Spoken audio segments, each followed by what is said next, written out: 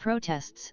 CIA's coup 5 million. How US changed regime in Iran in 1953. Explain it. In the Israel-Iran conflict, US President Donald Trump has joined hands with Israel's Prime Minister Benjamin Netanyahu.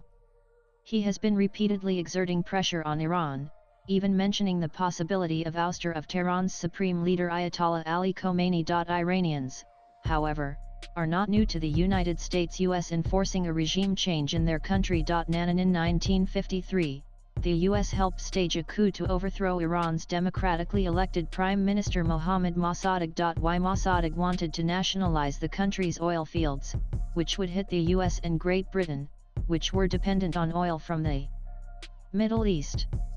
The move gained popularity in Iran and was seen as victory for the then USSR. The coup was meant to support Iran's monarch Mohammad Reza Pahlavi to rule as Shah of Iran, and appoint a new Prime Minister General Fazlollah Zahedi. 9 years after Iranian Prime Minister Mohammad Mossadegh was overthrown, a declassified CIA document showed the agency was involved in the 1953 coup.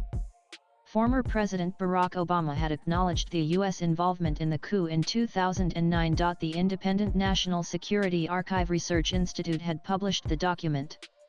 The declassification marked the CIA's first formal acknowledgement of its involvement. The documents were declassified in 2011 and given to George Washington University Research Group under the Freedom of Information Act. And thus began the rule of Ayatollah Ruhollah Khomeini, a Shia cleric, as the supreme leader, the highest authority in the new system based on Vilayat Faqih guardianship of the Islamic jurist. After Khomeini's death, Ayatollah Ali Khomeini became the supreme leader of Iran on June 4, 1989. And Israel wants the US to join the conflict and use its unique military edge and weaponry, such as the GBU-57 bunker-busting bomb, to destroy the Iranian nuclear complex at Fordow, which is buried deep underground. The general opinion is that Israel can delay the program, but only the US can destroy it. The US has bolstered its military presence in the Middle East, deploying over 31 refueling aircraft to Europe and redirecting the USS Nimitz aircraft carrier to the region. The move is to enhance air power and ensure protection of American assets amid the intensifying conflict. Trump has warned Tehran's residents to evacuate, signaling a readiness for more direct involvement if necessary. On Monday evening, the president wrote on Truth Social that Iran cannot have a nuclear weapon.